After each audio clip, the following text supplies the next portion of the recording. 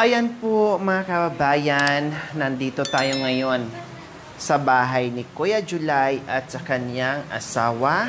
Sa katunayan, mga tulog pa ang mga anak. Tama? Mga anak to ni Kuya July, lahat? No, sa inyo, no?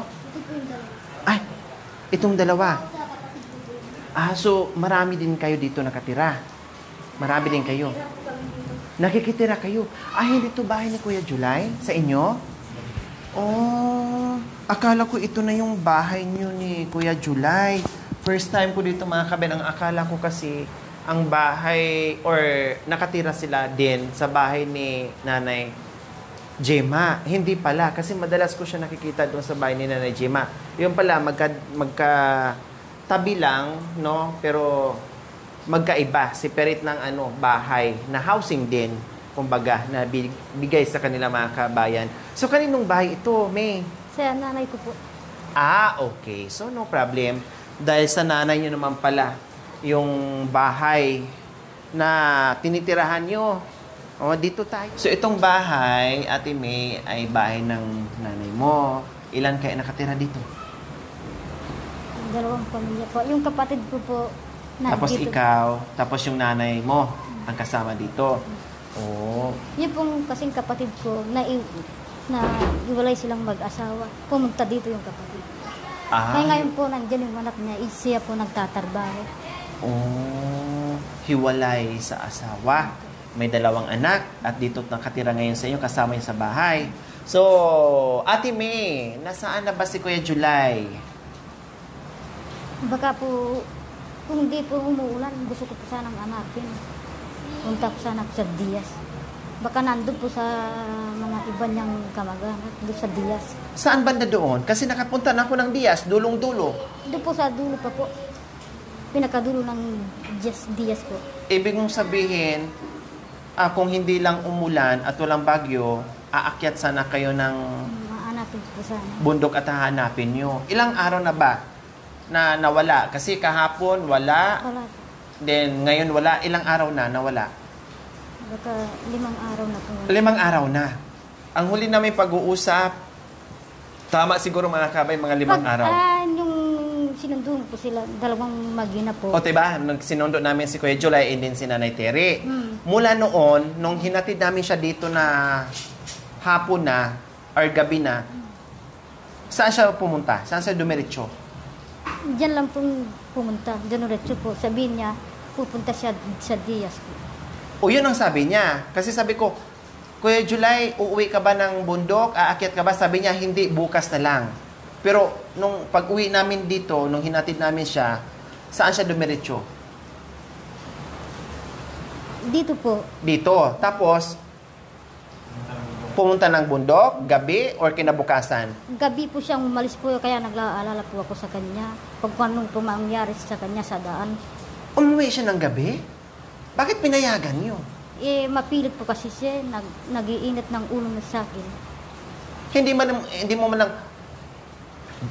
asawa, July, wag ka mo nang umakyat kasi gabi na, pwede mo naman bukas na lang ng maagang-maaga o kaya madaling araw. Hindi mo sinabihan? Sinabihan ko po, pero Anong sagot niya? Sinabi niya, hindi na pwedeng iwanan yung mga alam, yung mga gandis niya, yung mga alam niya. At saka isa pa, may dala-dala siyang asukal. Bigas po. Bigas. Tapos, kape. Kasi inutusan daw siya ni Nanay Gemma na bibili ng kape at asukal. Tapos may dala-dala din siyang bigas. Tapos binigay namin ng bigas sa kanya. Dinala niya po. Dinala niya. Hindi nag-iwan sa'yo. Sabi ko pa naman sa kanya, yung bigas, ibigay mo doon sa mag-iina mo. Hindi pala niya iniwan. Dinala doon. Or kahit man lang sana nag-iwan siya dito ng ilang kilo o nagdala din siya ng ilang kilo para kahit papaano, meron siyang pagkain dito at meron din siyang pagkain dito. Nag-iwan ba ng pera sa'yo? Kasi dinala ang bigas, nag-iwan ng pera sa'yo? Hindi, wala. Walang pagkain na iniwan.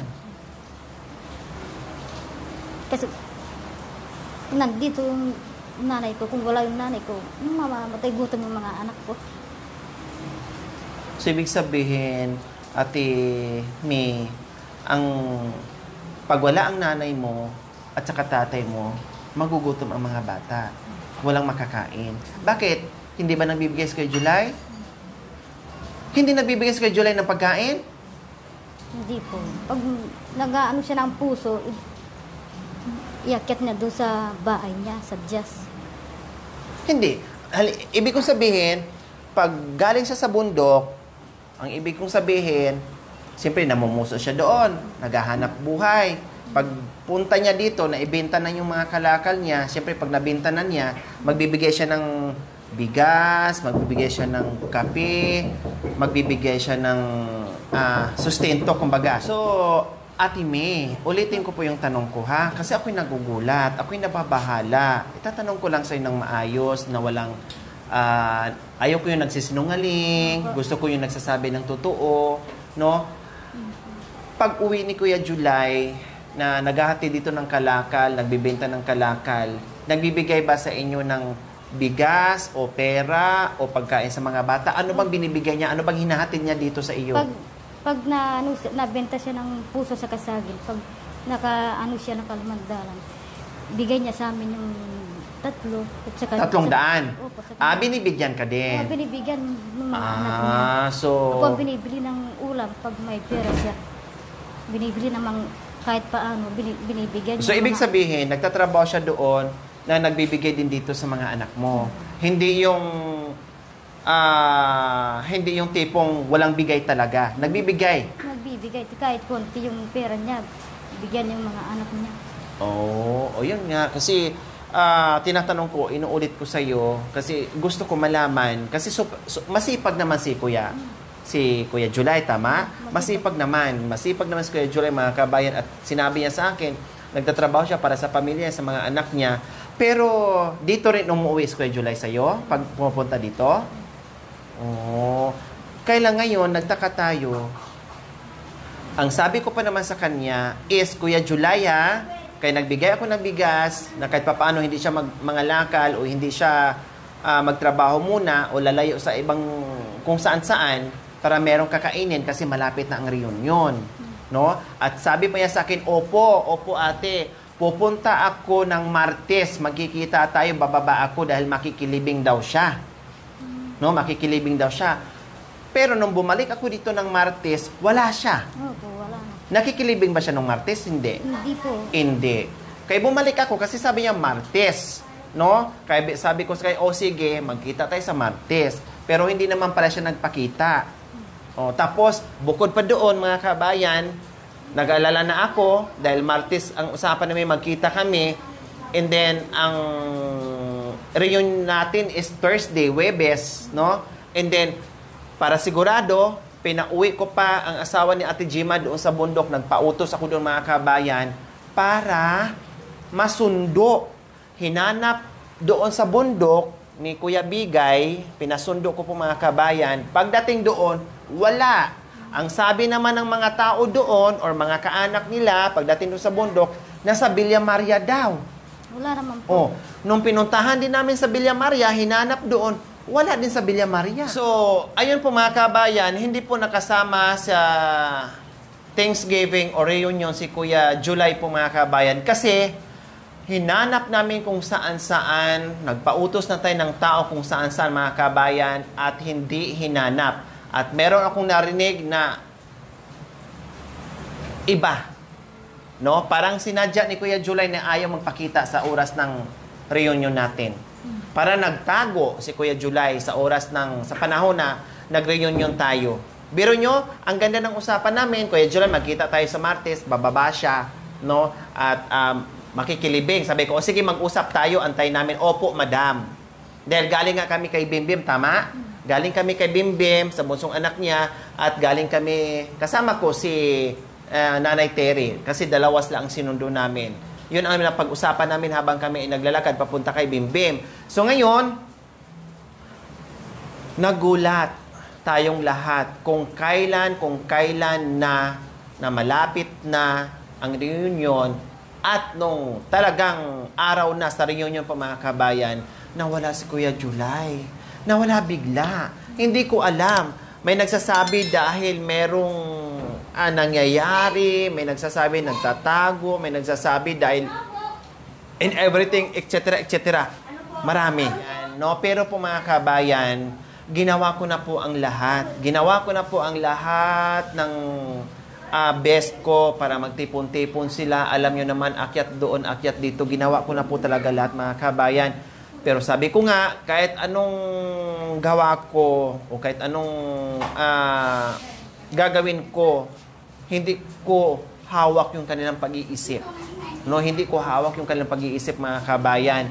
Kaya yung mga nabalitaan ko na iba't ibang ewan ko kung chismis, no, ewan ko kung totoo or hindi, basta base sa mga narinig ko mga kabayan, galing kay Nanay Gemma, galing kay Nanay Terry, galing sa asawa, in everything, no, hindi ko alam mga kabayan kung bakit hindi sumipot si Kuya July. Na sa katunayan, sabi nga niya, na siya mismo naghahanap sa mga kapatid niya, siya mismo ay namimiss yung mga kapatid niya, siya mismo nagsabi na gusto niya makasama ang mga kapatid niya. Pero bakit? No, mukhang tinaguan tayo mga kabayan dahil hindi ako nagkulang na nagpaalala sa kanya, nagsasabi sa kanya, Kuya July, magkita tayo sa Martes kasi malapit na yung ano natin, malapit na yung reunion natin, mag-final decision tayo, mag-final announcement tayo, ibalita sa inyo yung oras at yung araw. Ang ganda ng ano ko sa kanya explain, pero wala. Pagdating sa bundok na inutusan natin yung may nag-utos tayo ng tao para akyatin sa bundok, si Kuya Bigay, wala doon. Ang sabi ng mga tao doon, wala din doon sa bundok, nandito sa Villa Maria, sa kabilang barangay. Pinuntahan doon sa kabilang barangay, hinanap doon, wala din doon. Dito sa barangay nila, wala din dito. So saan? Hanggang ngayon, hinahanap ng asawa, nag-aalala yung asawa kung nasaan na si Kuya July mga kabayan. O di ba? Si Kuya July, inaamin niya sa akin na kahit nagiinom daw siya, hindi naman daw niya pinababayaan ng mga anak. Tama? Ha? So, parang ang tingin ko ni Kuya July, laging lasing, laging nakainom. Bakit? Ganyan ba talaga siya? Ha? Hindi nyo sinasabihan o ina-advisean, July, huwag ka naman mag-inom lagi. Kaya ko siya umalis po. Pinagsabihan ko po huwag ka nang uminom kasi kapag nasakit ka sa alak, sinong mag-aano sa'yo kung di ako. Mag-aalaga. Oo, kung di ako. Tama. Hindi naman yung kainuman. Tama. Sinabi ko po sa kanya. O anong sagot niya? Nagalit siya, kaya po siya umalis. Pinagsabihan ko lang po. Nung hinatid namin dito, ibig sabihin, nung hinatid namin dito, ay pinagsabihan mo na huwag inom ng inom kasi baka mamaya magkasakit, hindi naman tutulong yung mga kapitbahay mo, yung kainuman mo, pag nagkasakit ka, ako pa rin ang mag-aalaga sa'yo. Ngayon, nagalit at umalis. So, hindi na nagpakita sa'yo dahil pinagsabihan mo parang ganon. Yun ang dahilan. Kasi kung alam ko lang, pag nagagalit siya sa akin, umaalis, saglit lang, magpalipas lang At iniintay namin siya, hindi na bumalik. Alam ko kasi si July, pag nagagalit siya, nagpapalipas lang ng galit. Uuwi din, pero hindi na umuwi. So, ayan po mga kabayan. So, si Kuya July, inaamin sa akin na nagiinom, halos araw-araw po mga kabayan, na nakikita ko, tuwing nakikita kami ni Kuya July, nakainom siya at amoy alak. At inaamin naman sa akin, Madam, pasensya ka na, umiinom ako, pero hindi ko pinabayaan yung mga anak ko, nabibigay din ako. So, ngayon, nawala si Kuya July mga kabayan kasi huling pag-uusap nila ni Ate May ay medyo nagkaroon sila ng kunting diskusyon, no, dahil gustong uminom si Kuya July, pinagsabihan lang naman, tama nga naman sinabi ni Ate May na July, magkasakit ka ha, alali lang sa pag-inom, wag parati kasi pag nagkasakit ka, kawawa tayo. No, kawawa ka, kawawa ang mga anak. Ngayon, kasi ayaw naman ni Kuya July na pagsabihan siya, ang ginawa ay nagpalipas ng galit, no? Nagalit ito si Kuya July, nagpalipas ng galit at umalis. Kaya lang, nagtaka si Ate May, pag nagpalipas daw ng galit nagpalamig ng ulo si Kuya July, uuwi naman din. No, uuwi naman din. Pero bakit ngayon hindi na umuwi? Na 5 araw na. Oh, 'yun ang pinagtataka ni Ate May kung bakit. Kasi dati umuwi naman daw, mga halimbawa pag nag-aaway kayo ngayon, Ngayong umaga. Mga anong oras din siya babalik sa iyo pag natanggal na yung galit niya? Kinabukasan po, pag nakalipas na yung galit niya, pag wala nang inom, doon siya uuwi po. Okay. So, nagpapalipas ng lasing, nagpapalipas ng galit, uuwi din kinabukasan sa iyo. Pero ngayon, 5 araw na hindi umuwi. So, yun mga kabayan, ang pinagtataka natin ngayon kung bakit. Okay, ganun pa man, gusto ko pa rin makausap si Kuya July, mga kabayan, kung bakit makuha natin yung side niya, kung bakit wala sa reunion na mukhang tinaguan tayo, tinakasan tayo in everything. Alamin natin yan sa oras na magkita kami ni Kuya July. Nandito kami, Ate May, na kahit papaano ay meron kaming ibigay sa inyo na pagmamahal mula sa Lori, mula sa akin mismo na ako ang magbigay ng ayuda para sa pamilya ni Kuya July, para sa pamilya yung dalawa, para sa mga bata. Ha? Okay. Kasi siya lang po yung kasama ko pag nag-uuspital po yung bunso Sino? ko. Siya lang kasama ko. Sino? Si July po. Si July. Pag na-hospital o nagkakasakit ang mga anak mo, sinasamahan ka. Opo. Sinasamahan niya man ako po. Hindi ka naman sinasaktan ni Kuya July? Hindi. Hindi naman kayo madalas nag-aaway. Nag-aaway lang kapag napagsabihan mo dahil sa inom. Yun lang. Ang importante, hindi ka sinasaktan. Very good.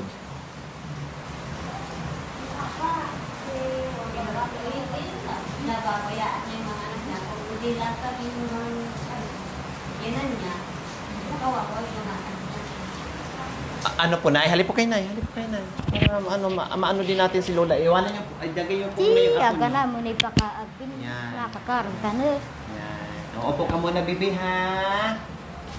Ano po, Nay? Anong sabi niyo, Nay? Alam lang ni July, mahal namin siya. Sige, kayo una. Siyempre, Ito po. anak, Ulit po. asawa siya ng anak ko. Ulit po. Akong Ang gusto ko lang sa kanya, yung mga anak niya, wag niyang, basta pag kung nagtatrabaho man siya, uuwi siya sa mga anak niya. Tama po. Kaso po, pag naglasing siya, ayun, hindi na uuwi. Hindi na po naalala ang mga bata. Hindi na naalala mga bata. Mula sa panganay, pangalawa, Hanggang bunso. tatlo hanggang sa bunso. Paano po, Nay, kung hindi sila uuwi? Paano po yung pagkain ng mga bata? Kami lang. Kawawa naman. Anong hanap buhay ni Lula, ni Nanay? Kako, kung hindi lang yung ano ko, sponsor, saka yung ano ko, ano yun? Senior. Si O ko. Yun lang. Yun ang inaasahan niyo, Yun lang senior. ang inaasahan namin yun. So kung paano po yung kung wala kayo, magugutom ng mga bata? Yun nga.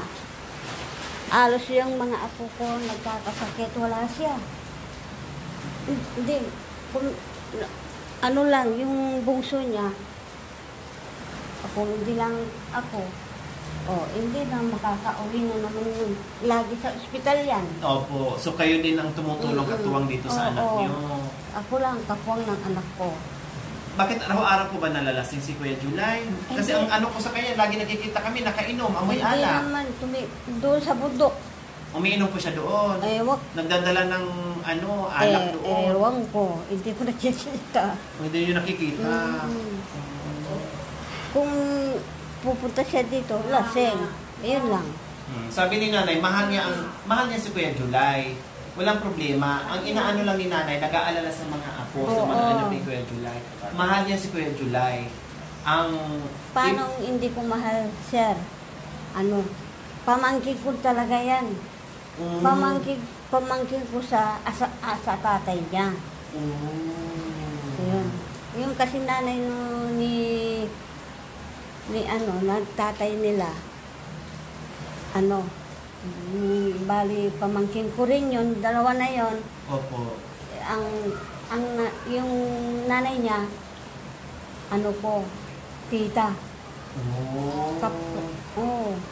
Kaya binahal mo doble-doble si Doble-doble. July. Dapat sana wag niya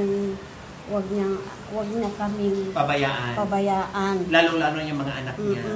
Yun ang mga sinasabi ni Nay. Na mahal niya si July, ang pakiusap lang niya, huwag pabayaan yung mga anak. Yun lang Lalo-lalo ang sa akin pagkain. Kasi kawawa. Kaya kung minsan nagsasalita ako sa kanya, para sa kanya lang yun. Tama. Anong sinasabi niyo po sa kanya? Ina-advise? Pinapaalala? Yun nga sinasabi ko sa kanya. kung magtatrabaho ka, uuwi ka sa mga anak mo. Eh kaso pag umuwi dyan, hindi napapasok dito. Diyan lang sa kaibigan. Opo, minsan nung umuwi dito sa bundok, nagbinta daw ata ng kalakal, sinundo namin doon sa pinagbintahan ng kalakal, lasing naman. Kasi wala nang ibigay sa mga anak. Tapos sabi niya sa akin, Madam, pasensya ka na, lasing ako ngayon. Pero nagbigay na ako ng pagkain doon sa anak ko. Sigurado? Opo. Yun pala, wala. Kasi syempre, mga kabayan, ang hirap ng trabaho doon, tapos kunti lang kinikita. Tapos, inuman pa, wala nang matira. Nakainom, walang pagkain, kawawa naman. Inuunahan niya yung paglasing. Opo, nauna yung inom bago, una yung lasing bago, pagkain sa mga bata. Eh kung walang matira na, paano na pag walang matira? Eh, kami na lang bahala dun. Kawawa naman. O, diba? Ganyan po ang ano natin kay Kuya July. Sabi ko rin kay Kuya July na ina-advise ko rin, Kuya July, bata ka pa. O sige, hindi namin kayo mapigilan mag-yusi, magsigarilyo. Pero, huwag madalas. Huwag lagi. Kasi pag nagkasakit ka, kawawa ang mga anak mo. Yan ang sinasabi ko sa kanya. Buti nga, pati yung ina, hindi nagkakasakit. Sa awa na siguro, Panginoon, kung minsan nagdadasal ako, na sana walang magkakasakit sa mga anak ko at sa apo ko. Kaya, yun. Ang huli pala nilang pag-uusap na hindi na daw nagpakita, sinabihan daw niya na huwag madalas ang pag-iinom. Kasi baka mamay magkasakit daw. Wala naman daw ibang mag-aalaga, kundi siya lang din. Tama nga naman ang sinasabi ng asawa niya. Walang ibang mag-aalaga sa kanya, kundi ang asawa uuwi sa pamilya. Hindi uuwi doon sa barkada na kasama niya sa tungga, di ba? Di ba, kasi pagdating ng araw, siya rin nagkasakit. Alam kaya ng mga barkada niya. Tama. Baka hindi siya dalawin na Baka hindi puntahan. Kagaya ng mga anak niya, pag nagkakasakit, hindi niya dadalawin sa ospital. Kung hindi lang kami. Diba? Kaya alamin po natin yan. Pag nakausap natin ulit si Kuya July, mag-uusap kami ha. Mag-update tayo. Okay, sige. Meron kaming dala-dala Kaya yan, hindi siya nag-attend sa inyo. Hindi namin alam kung saan sa... Opo. At saka pinahanap naman po namin At saka nag-usap na rin po kami. Sabi ko nga sa balay ko, ba't di niyo subukin na pahanap si July? Pinahanap lang po namin pinahanap lang po namin doon ni Kuya Bigay sa bundok. Ang sabi po doon sa bundok, pagdating doon, nasa Villa Maria daw. Pinuntahan doon, hinanap doon sa Villa Maria, pinatanong-tanong ko, wala din. Wala naman din dito sa barangay nyo. Saan ko siya pumunta? Sa ibang planeta. Sige, nanay. Nandito para to sa inyo dito, ha? Kasi sabi ko po mga kabayan, after union, dapat ibigay ko doon sa reunion mismo. Pero sabi ko, ayaw ko nang mahirapan sila sa pagbibit-bit. Gusto ko ako nila maghatid house to house. Tama-tama, ay nandito tayo ngayon sa bahay ni nanay na nanay ni Ate May, na dito rin nakatira yung kanyang pamilya, no? At tamang-tama din po na ilang araw na hindi nagpakita si Kuya July, 5 araw na. So paano yung pagkain ng mga bata? Kung wala si nanay, magutuman ang mga bata. Buti lang nandito si nanay nila, napakabait na lula sa mga anak, sa mga apo. O, diba?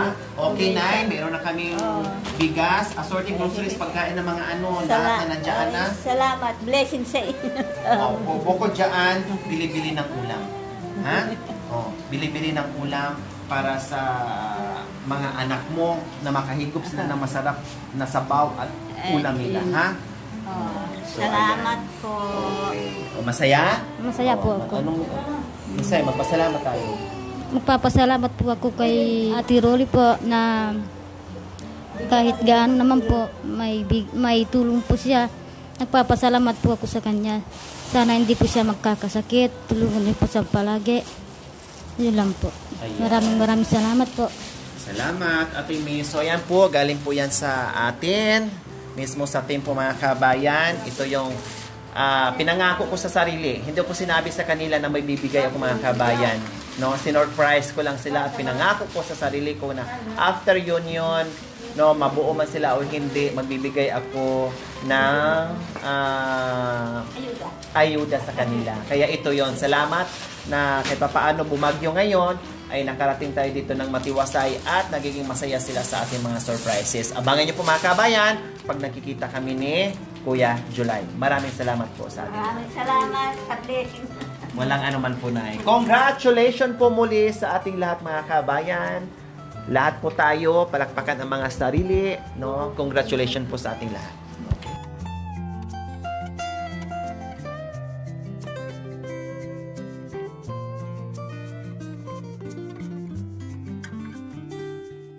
Ano sabi mo, Ate May? Huwag po kayo mag-aalala, aanapin ko po si July pag wala ng ulan po. Hahanapin mo si Kuya July. Pupuntahan mo doon sa bundok. Sobrang layo yun. 6 hours, more than 6 hours ang lakad. Tapos mga Sama niya si... Kuya Bigay o Ate Jima. Magpatulong po. Nag-aalala si Ate May, mga kabayan. No, kahit naman ako asawa, mag-alala ka sa mister mo. No, kahit naman ako, nag-aalala si Ate May. Kahit naman ako, mga kabayan, asawa, mag-alala ka na inabot na ilang araw. Sabi nga ni nanay, kahit anong kita ni Kuya July, basta kahit nagtatrabaho siya doon, umuwi lang ng bahay. Siyempre, iniisip nila. No, iniisip ng asawa, iniisip ng kung anong ng nanay. Niya. Tama. Kami na naman ng ano. Hahanapan. O, di ba? Kaya nag-aalala. So ngayon, kaya sabi ni Ate May, wag daw ako mag-alala, hahanapin nila si Kuya July. Pag nandito, balitaan mo ako, gusto kong makausap, ha? Okay, sige. Tawag ka sa amin, ha? Okay, sige. O, sige, yung mga bata, bigyan. Dito na kami, ha? Nay, dito na po kami, Nay. Ingat na kayo. Opo, salamat. Thank you for watching. Don't forget to like, share, and subscribe.